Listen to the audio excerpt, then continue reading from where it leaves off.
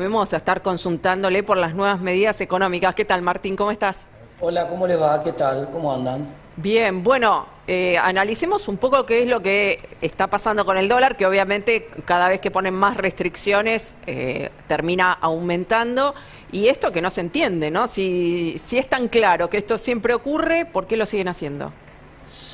Porque el problema es que el gobierno se está quedando sin divisas y entonces necesita evitar la corrida masiva de los pesos a los dólares. Y vos ahora ya no te podés ir al dólar oficial, porque el 90% de la gente no lo puede comprar y a las empresas se lo acotan cada vez más. Entonces, la única salida que tenés, si te querés ir de los pesos, es al dólar financiero. Y el gobierno busca cerrar un poco más eso. Ya lo había cerrado hace cosa de 3, 4 meses atrás, había endurecido mucho el cepo para las empresas, entonces quería evitar que los depósitos a plazo fijo de las grandes empresas, que eran mayores a 20 millones de pesos, se fueran del mercado y se fueran al dólar. Eso ya había pasado en octubre del año pasado, recuerden cuando el dólar se fue a 195, esencialmente fue eso, fue una corrida, una salida de los depósitos a plazo fijo que se fueron al dólar, llevaron el dólar a 195. Lo que quiere evitar el gobierno es que pase una cosa parecida en la previa de las elecciones, porque bueno, empieza a crecer el malestar, la incertidumbre, y además del otro lado siguen bombeando pesos a la economía. Entonces, como van a seguir con el programa money, money, money, money, money, como ese es el modelo del gobierno, bueno, obviamente eso solamente coexiste con un cepo mucho más duro para que todos esos pesos que están sobrando en la economía no se vayan derechito al dólar. ¿Para Y eso es lo que está tratando de evitar. Martín, qué es más perjudicial, poniéndose un segundo del lado del gobierno? ¿Que te aumente la brecha, que te suba el blue, o quedarte sin dólares y sin reservas?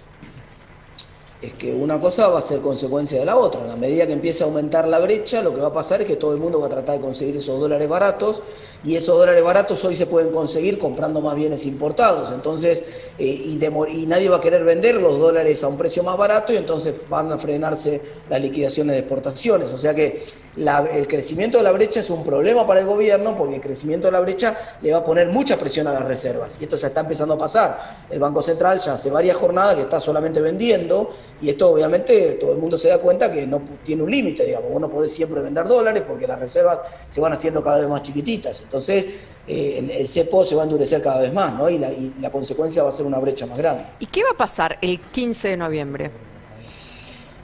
Bueno, es que mucho depende, Guada, ahí más de la política que de la economía, te diría, porque la incertidumbre más grande que se generó a raíz de las decisiones que comentaban recién, de los cambios de gabinete y de la crisis política del propio gobierno. Si ustedes recuerdan el lunes, el martes, después de las elecciones, en realidad los mercados reaccionaron bien, fue todo lo contrario. La expectativa del cambio descomprimía la presión sobre los mercados, hizo bajar el precio del dólar, mejoró los precios de las acciones, porque se especulaba con que, bueno, la elección había sido tan buena para la oposición que casi con seguridad iba a haber un cambio en el 2023. Lo que pasa es que si después de las elecciones de noviembre ese cambio, por un lado, se asegura porque el resultado es malo para el gobierno, pero al mismo tiempo dinamita políticamente al gobierno y genera que vuelven ministros nuevamente, que otra vez se pelee Cristina con Alberto.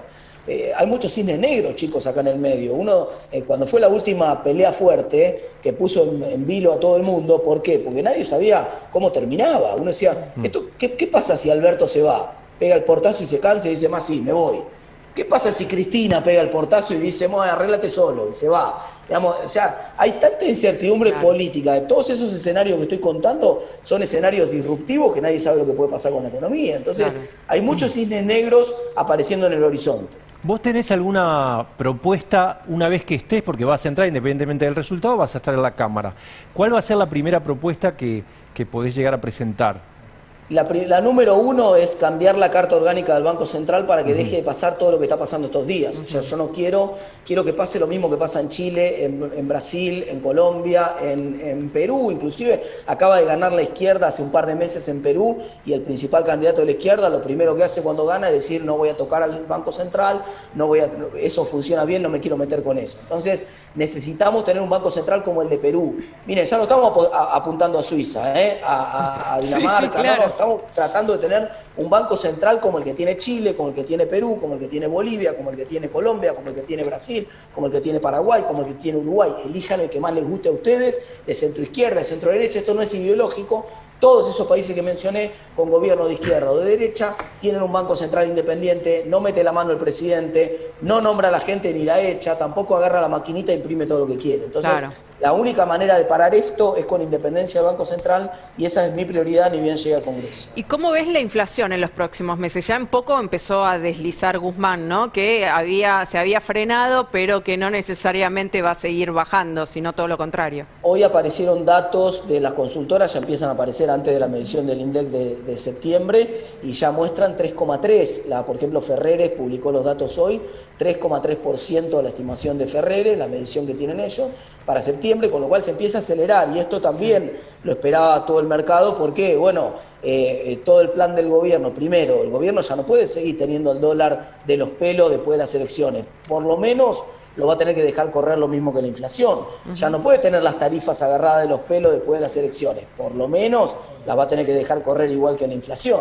Entonces, si los dos anclas principales que tienen los precios hoy, que son las tarifas y el dólar, el gobierno los tiene agarrados de los pelos, los va a soltar un poco después de las elecciones, lo más razonable es pensar que eso va a ser más inflacionario, máxime cuando le siguen dando la maquinita, y esa maquinita que le están dando hoy obviamente va a generar más inflación en los próximos meses. Entonces, en todos los escenarios, chicos, uno se imagina un poco más de inflación en los próximos meses. Martín, muchas gracias, un abrazo. Gracias a ustedes. Gracias.